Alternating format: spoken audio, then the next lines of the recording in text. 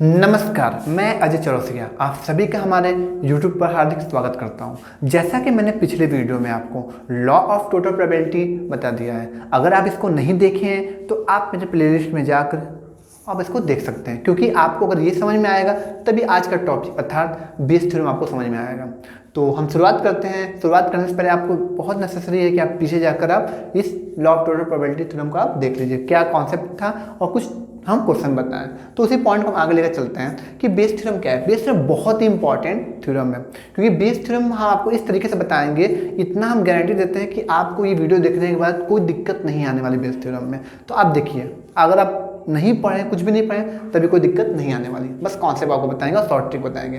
Bayes theorem होता क्या है, जैसा कि लॉ ऑफ टोटल प्रोबेबिलिटी में आपको बता दिया था कि सैंपल स्पेस हुआ करता था, ठीक है। इसमें बहुत सारे event E1, E2, E3, E4 dot dot dot event हुआ करता था। कंडीशन क्या था कि जितने भी जो आपके इवेंट्स हैं, जितने भी घटनाएं हैं, पेयर वाइज डिसजॉइंट होने चाहिए, अर्थात E1, E2, E3, E4 में कोई भी कॉमन आपका नहीं होना चाहिए। एग्जॉस्टिव होने चाहिए। एग्जॉस्टिव का मतलब ये होता है कि इन सभी इवेंट्स को अगर हम कंबाइन करते हैं, समझ आ रहा है, अगर यूनियन अगर सेट के फॉर्म में है तो इसको जोड़ने को यूनियन बोलते हैं। यूनियन हम लोग फॉर्म में है तो इसको सभी का यूनियन कंबाइन करने पर क्या बन जाना चाहिए आपका एस का मतलब क्या है, सैंपल स्पेस बन जाना चाहिए। और प्रत्येक इवेंट मतलब ईच जो इवेंट्स हैं जो अकर हो रहा है वो नॉन जीरो प्रोबेबिलिटी होनी चाहिए। कहने का अर्थ ये है कि मतलब कि probability of E1, probability of E2, probability of E3 कभी भी जीरो नहीं होना चाहिए, मतलब कुछ ना कुछ इसका रोल आपका इसमें रहेगा, ठीक है। अगर ये सारे कंडीशन को फॉलो करता है तो हम बेस थ्योरम लगा सकते हैं। तो बात करते हैं बेस थ्योरम। देखिए बेसिकली इसका फॉर्मूला आप लिखे हैं, ठीक है। तो बेस थ्योरम होता क्या है इसके बारे में बात करते हैं, मेरे को मार्क कर लेना। जैसे हम कहते हैं बेस थ्योरम एक्चुअल होता क्या, जैसे हम कहते हैं कि मेरे पास बॉक्स है, एक बॉक्स, दो बॉक्स मान लेते हैं, ठीक है। और इसमें 4 बॉल ब्लैक हैं और 3 बॉल आपका रेड है। और जो सेकंड बॉक्स था ये फर्स्ट बॉक्स था, और जो सेकंड बॉक्स था इसमें क्या था, मान लेते हैं इसमें क्या 5 बॉल ब्लैक हैं और 2 बॉल रेड है, ठीक है।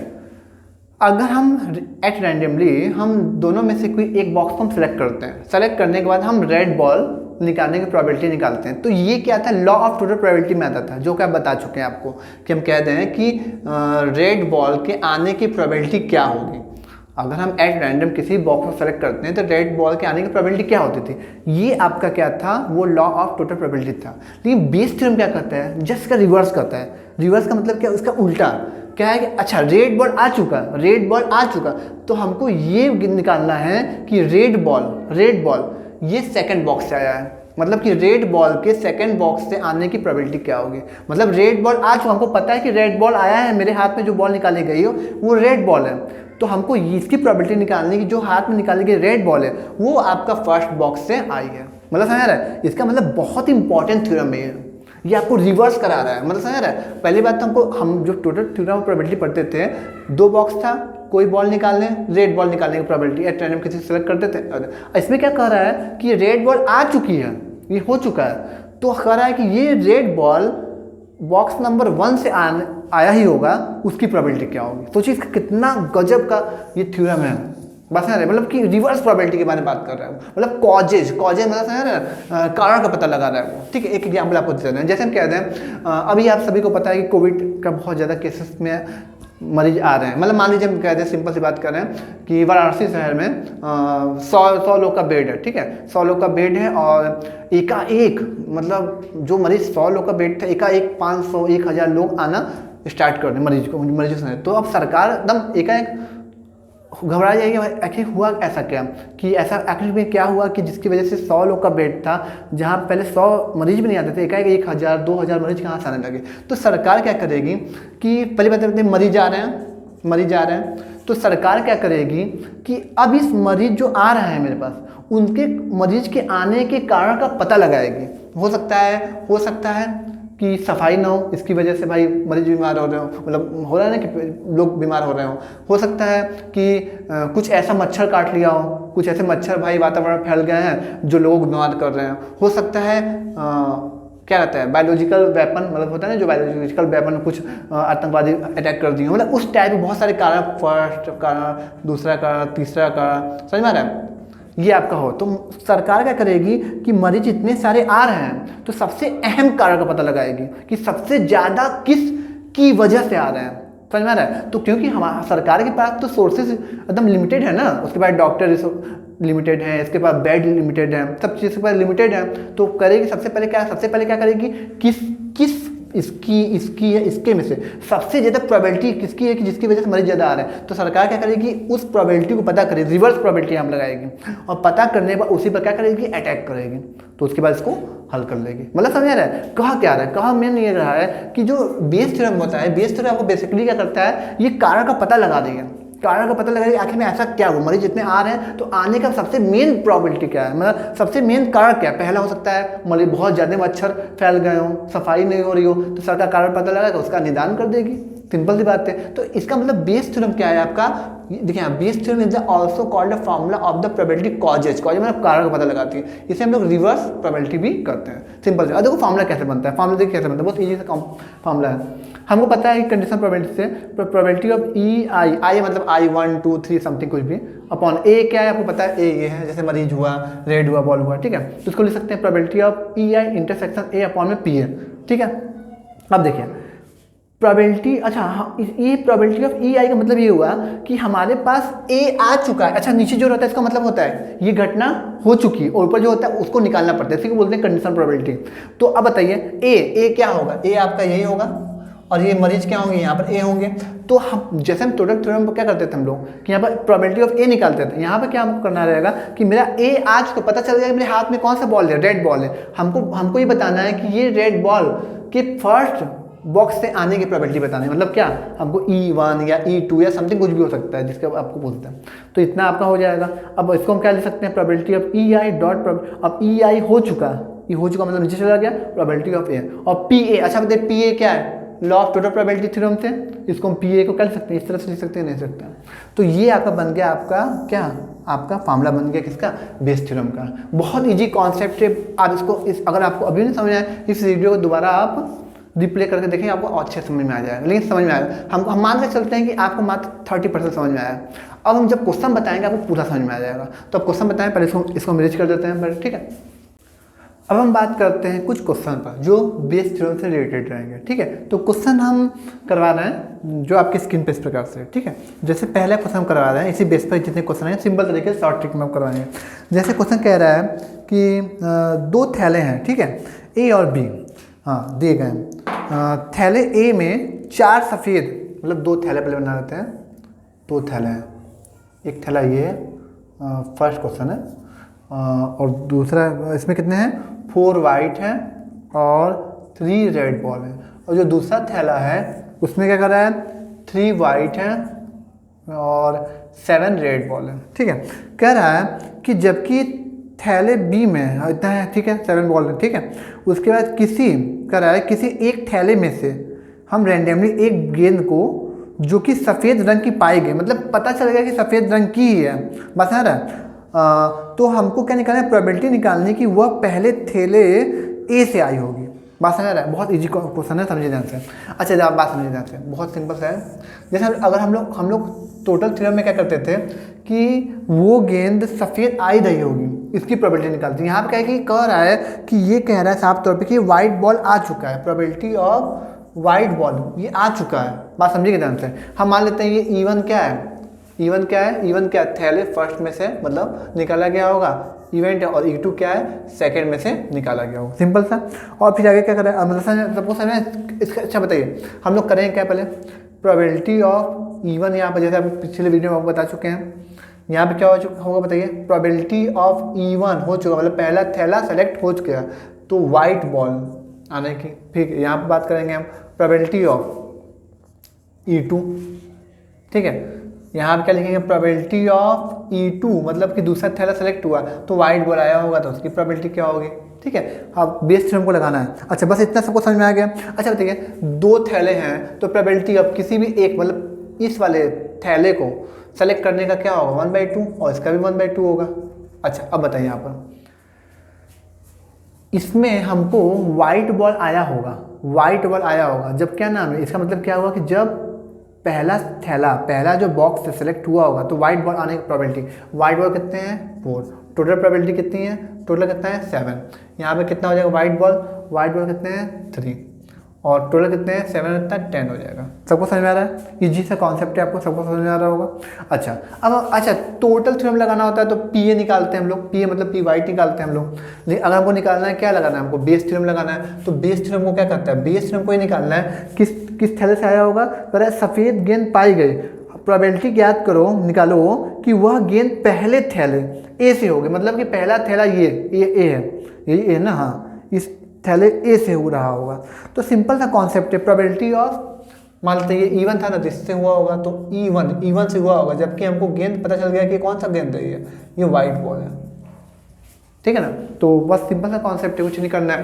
तो यहाँ पे क्या हो जाएगा, देखिए हमको अगर निकालना है कि पहले थैले मतलब ए से, ए मतलब क्या इवन है, मान लेते इवेंट है कोई, तो इसका मतलब क्या 1/2 इंटू 4/7 और नीचे प्रोबेबिलिटी ऑफ ए होता है, आपको फॉर्मूला पता है प्रोबेबिलिटी ऑफ ए मतलब क्या 1/2 इंटू 4/7 प्लस अब बताइए 1/2 इंटू 3/10, ये आपका आंसर आ जाएगा। मतलब आपको फॉर्मूला रखने की जरूरत नहीं, बस ये बात याद रख लीजिए कि किस थैले का है कि 2 बॉक्स थे, उसमें से एक रैंडमली हम लोग बॉल को सेलेक्ट करते हैं और वो बॉल वाइट आ चुका है, तो हमको ये बताना है कि जो वाइट बॉल आया है वो पहले थैले से आया होगा, मतलब पहले थैले मतलब कि पहले बॉक्स से आया होगा।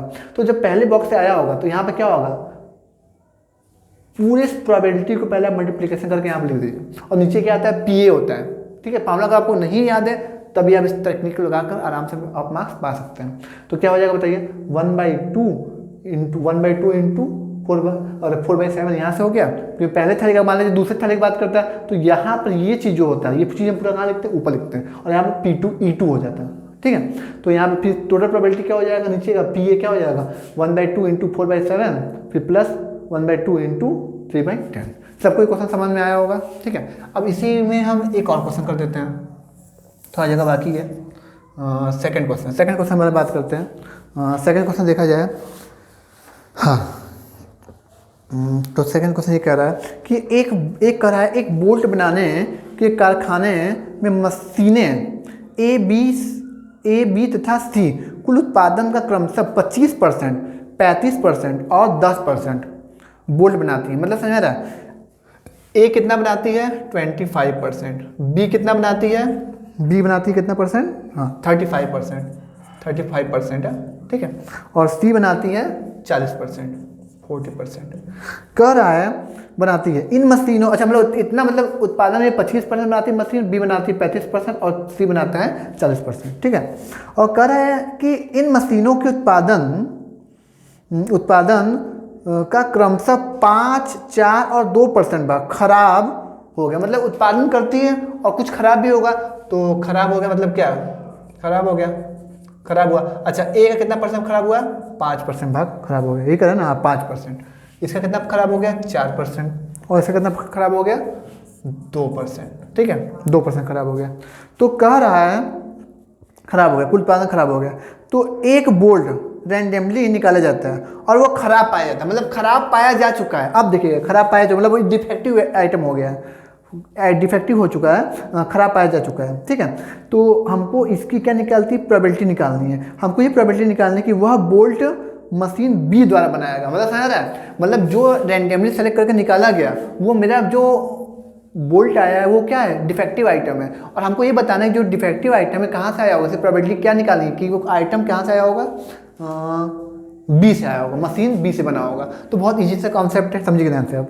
अच्छा इसी टाइप के क्वेश्चन को आपको करना है, तो बस सब सिंपल बात है, आपको वही जो डायग्राम यहाँ बनाया वही डायग्राम आपको यहाँ बनाना है। तो डायग्राम बनाने के लिए क्या करेंगे, यही काम करेंगे, 3 मशीन थी तो 3 मशीन का बनाएंगे हम। सबको दिख रहा होगा यहाँ पर, दिख रहा है आप लोग, हाँ ये ए है, मशीन ए है, ये क्या है बी है और ये क्या है सी है। सिंपल कॉन्सेप्ट है, ठीक है। तो यहाँ पे क्या लिखते हैं हम, यहाँ पे लिख देते हैं P(E1), यहाँ पे क्या लिख देते हैं P(E2), यहाँ पे क्या लिख देते हैं P(E3). सबको समझ में आ रहा है, बोलिए। अच्छा कितने उत्पादन किया जा रहा है, इसका 25% किया जा रहा है ना, मशीन ए से कितना किया जा रहा है 25%, मतलब 25/100। इसका कितना किया जा रहा है 35%, परसेंट का मतलब क्या है बटा 100वां भाग, तो क्या हो जाएगा 40/100।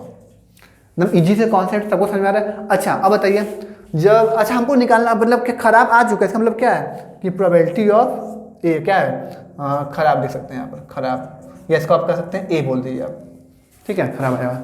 अच्छा जब मशीन ए से उत्पादन हुआ तो कितना परसेंट खराब आया बताइए, 5%। तो मतलब कि जब मशीन ए था इवेंट आया तो कितना खराब हुआ, कितना हुआ 5%। 5% मतलब 5/100। अच्छा जब मशीन बी का मतलब क्या हुआ इवेंट, जब इवन चुना गया, इवन के E2 सॉरी इवन नहीं है E2 है, E2 मतलब क्या, जब मशीन बी से हम बना रहे हैं तो कितना परसेंट खराब हो रहा है, 4% खराब। ए का मतलब क्या हुआ खराब आया हुआ, तो कितना आया 4 मतलब क्या 4/100। अच्छा जब हम क्या नाम है सी से बनाते हैं तो E3 आ चुका तो खराब आया, तो आया का मतलब क्या हुआ कितना परसेंट आया 2%। 2 मतलब क्या 2/100। सबको समझ में आया, इजी है। हमको निकालना क्या है, हमको ये निकालना है कि प्रोबेबिलिटी ऑफ क्या E1 अपॉन में, अच्छा यहाँ पर ए मत लिखिए, यहाँ पर आप लिख दीजिए क्या डी लिख दीजिए, क्योंकि डिफेक्टिव आइटम के ए यहाँ पर सेम हो जाएगा। इससे अच्छा यहाँ पर क्या लिख दीजिए आप, यहाँ पे क्या लिख दीजिए आप डी लिख दीजिए, क्या लिख दीजिए यहाँ पर डी, ठीक है, सबको समझ में आ रहा होगा, डी लिख देते हैं। तो यहाँ बात करते हैं हम लोग E1, देखिए इसको हम बस हम इसको रैंडमली बस E1 मान लेते हैं, E2 ले लेते हैं और क्या लेते हैं E3 ले लेते हैं। ABC और D क्या है, ABC क्या है मशीन है। तो क्या निकालना हमको, कहाँ से आया होगा आइटम, कहाँ से आया होगा, हाँ कहाँ से आया होगा आइटम E2 मतलब B से आया होगा, मशीन B का बना होगा। तो यहाँ पर E2 हुआ होगा जब ये खराब हो चुका होगा डिफेक्टिव, तो क्या हो जाएगा, बस सिंपल सी बात है, B से मतलब क्या 35/100 इंटू 4/100 अपॉन में टोटल प्रोबेबिलिटी से क्या हो जाएगा 25 अपॉन में 100 इंटू 5/100 प्लस फिर इसके बाद इसका 35/100 इंटू 4/100 फिर प्लस, ठीक है, इसका क्या हो जाएगा 40/100 इंटू 2/100।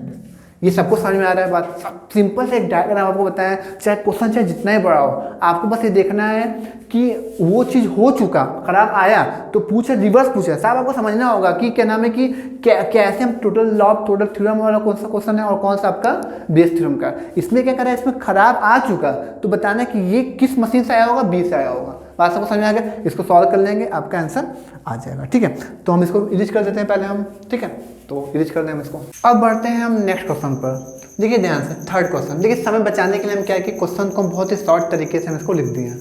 2 क्वेश्चन और करवाएंगे, बहुत इजी क्वेश्चन है, समझिए ध्यान से।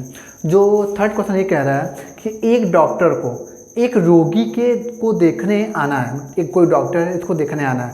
पहले के अनुभव से यह ज्ञात है कि उसके ट्रेन बस स्कूटर या किसी अदर वाहन से आने की प्रोबेबिलिटी जो है 3 मतलब ट्रेन से आया 3/10, बस से आ रहा है 1/5, स्कूटर से आ रहा है 1/10 एंड अदर किसी ट्रांसपोर्टेशन से आ रहा है तो 2/5 हो रहा है, ठीक है।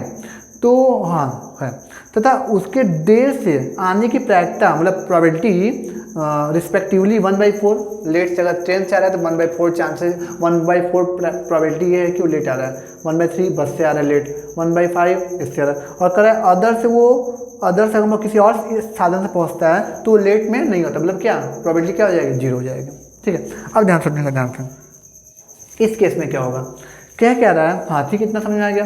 तो सिंपल सी बात है, तो आगे कह रहा है ये कि परंतु किसी अन्य साधन से आता है तो वो लेट नहीं आता है। हाँ, यदि वह देर से आया मतलब देर से पहुंचा तो ट्रेन से आने की प्रोबेबिलिटी क्या, मतलब समझा, लेट से आ चुका, लेट से ही आया वो, ठीक है। तो हमको ये बताना है कि वो ट्रेन से ही आया होगा, उसकी प्रोबेबिलिटी निकालनी है। सिंपल बात है, ट्रेन, बस, स्कूटर और अदर्स, ठीक है। इसको ले लेते हैं इवेंट क्या है E1 E2 E3 E4 अपने सुविधा के लिए।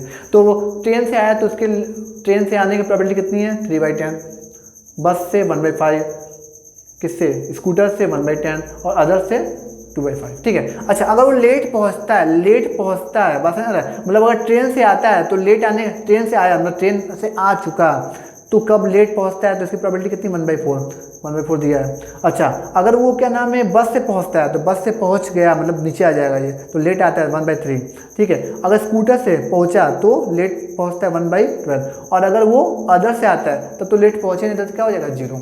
मतलब इसकी प्रोबेबिलिटी क्या है 0। और हमको क्या करना है, हमको बताना है कि वो लेट पहुंचा है। अगर लेट पहुंचा है तो किससे पहुंचा है वो, किससे पहुंचा है वो, हाँ ट्रेन से पहुंचा है। तो ट्रेन से जब वो लेट पहुंचा है पक्का, तो क्या हो जाएगा 3/10 इंटू 1/4, ठीक है। फिर टोटल प्रोबेबिलिटी से क्या हो जाएगा, टोटल प्रोबेबिलिटी से क्या हो जाएगा, ये हो जाएगा 3/10 1/4 plus 1/5 plus 1 into 1/3 plus 1/10 into 1/12 plus 2/5 into 0। सबको समझ में आ गया। अच्छा, अब नेक्स्ट क्वेश्चन पे आते हैं। नेक्स्ट क्वेश्चन देखिए क्या कर रहा है। नेक्स्ट क्वेश्चन ये कह रहा है कि एक व्यक्ति के बारे में ज्ञात है कि वो 4 में से 3 बार सत्य बोलता है, मतलब 4 में से वो 3 बार सत्य बोलता है, ठीक है। वह एक पासे को उछालता है, फेंकता है, इसको थ्रो करता है और बतलाता है कि उस पर आने वाला जो नंबर है वो 6 है। तो इसकी प्रायिकता ज्ञात करो कि पासे पे आने वाली संख्या वास्तव में 6 रही होगी। देखिए किस प्रकार से क्वेश्चन घुमाया। अच्छा बताइए, ध्यान सुनिएगा।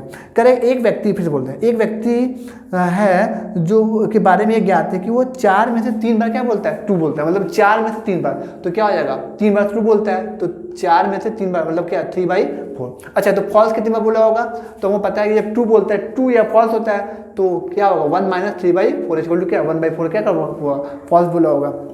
अच्छा, तो कह रहा है कि हाँ देखिए यहाँ पे ट्रू हो गया, यहाँ पे फॉल्स हो गया। तो इस ट्रू बोलने की प्रोबेबिलिटी कितनी है 3/4 और फॉल्स बोलने की प्रोबेबिलिटी कितनी है 1/4, ठीक है। तो कह रहा है कि बतलाए कि हाँ बतलाता है कि वह आने की इच्छा की प्रायिकता क्या, प्रोबेबिलिटी क्या होगी जबकि वास्तव में सत्य बोला होगा। बात समझ ध्यान से। कह रहा है कि अगर 4 में से वो 3 बार ट्रूथ बोलता है और एक पासे को छला जाता है, ठीक है, तो उस पर आने वाली संख्या 6 है। मतलब उस पर संख्या 6 आ चुकी, बस आ रहा है, मतलब रिपोर्ट क्या दे रहा है हमको, पासा 6 बोल रहा है, ठीक है, 6 आया। तो इसकी क्या प्रोबेबिलिटी होगी कि पासे पर आने वाली संख्या वास्तव में 6, मतलब कि 6 रिपोर्ट क्या बताया 6 आया होगा। तो कह रहे कि वास्तव में 6 होगा, मतलब कि सत्य बोला होगा। मतलब क्या बोला होगा, मुझे क्या निकालना है कि 6 आया होगा और वो सच में वो कहाँ से आया होगा, जब भी सच बोला होगा। मतलब वास्तव में 6 आया और वास्तव में वो व्यक्ति क्या बोला होगा, सत्य बोला। मतलब क्या बताना है, ये बताना है। सिंपल सी बात है, सिंपल सी बात है। बताइए ध्यान से कि अगर बात करते हैं प्रोबेबिलिटी ऑफ A/T, A/T मतलब क्या, ये सत्य बोला होगा और वास्तव में 6 आ गया होगा, इसकी प्रोबेबिलिटी हो। अच्छा बताइए, किसी पासे पर कितने नंबर होते हैं, 6 नंबर होते हैं, तो उस पर 6 कितनी बार आ सकता है, केवल एक बार आ सकता है, तो 1/6 हो जाएगा। सिंपल ही बात है। और किसी अच्छा बताइए ध्यान से, इसका मतलब क्या हुआ, इसका मतलब ये हुआ कि वो झूठ बोला होगा लेकिन पासे पर क्या आया होगा 6। ए का मतलब क्या हुआ, इसको मान लेते हैं ये ए है। ए का मतलब क्या, रिपोर्ट हमको दे 6 लेकिन वो व्यक्ति क्या बोला होगा 6, और व्यक्ति बोला होगा झूठ बोला होगा। बात सबको समझ में करें, कहने का सेंस क्या है कि आया होगा 6 लेकिन व्यक्ति ने क्या बोल दिया, झूठ बोल दिया। अच्छा बताइए, किसी पासे पर 6 फेसेस होते हैं, ठीक है, किसी डाइस पर 6 फेस होते हैं और कितनी तरीके से झूठ बोल सकते हैं, क्योंकि पासे पर 6 तो केवल एक तरीके से आएगा, तो 1/6 हो गया। और कितने तरीके झूठ बोल सकता है, 1 आया होगा तब झूठ बोला होगा कि 6 आ गया है, 2 आएगा तब झूठ बोल दिया होगा 6 आया होगा, मतलब 5 तरीके से, तो 5/6 हो जाएगा और यहाँ पे टोटल नंबर हो जाएगा। तो सिंपल सी बात है, हमको निकालना है कि रिपोर्ट वास्तव में सत्य बोला होगा, ट्रू अपॉन है, मतलब कि पासे पर 6 आया होगा, वास्तव में 6 आया होगा, वास्तव में 6 आया होगा और सच बोला होगा। तो क्या हो जाए 3/4 इंटू 1/6 अपॉन में 3/4 इंटू 1/6 प्लस 1/6 इस टोटल प्रोबेबिलिटी। तो ये आपको समझ में आ गया होगा। सिंपल सा कॉन्सेप्ट था आपका बेस थ्योरम का। 4 क्वेश्चन दिए, ऐसे बहुत सारे क्वेश्चन बनते हैं। हम आपको पीडीएफ भी आपको प्रोवाइड कर दे रहे हैं, आप जाकर डिस्क्रिप्शन बॉक्स में आप देख सकते हैं पीडीएफ इसी तरह से हम क्वेश्चन को सॉल्व करवा दिए हैं। यदि वीडियो वास्तव में आपको पसंद आ रहा है तो लाइक शेयर एंड सब्सक्राइब करना मत भूलिएगा। मिलते हैं नेक्स्ट वीडियो, धन्यवाद।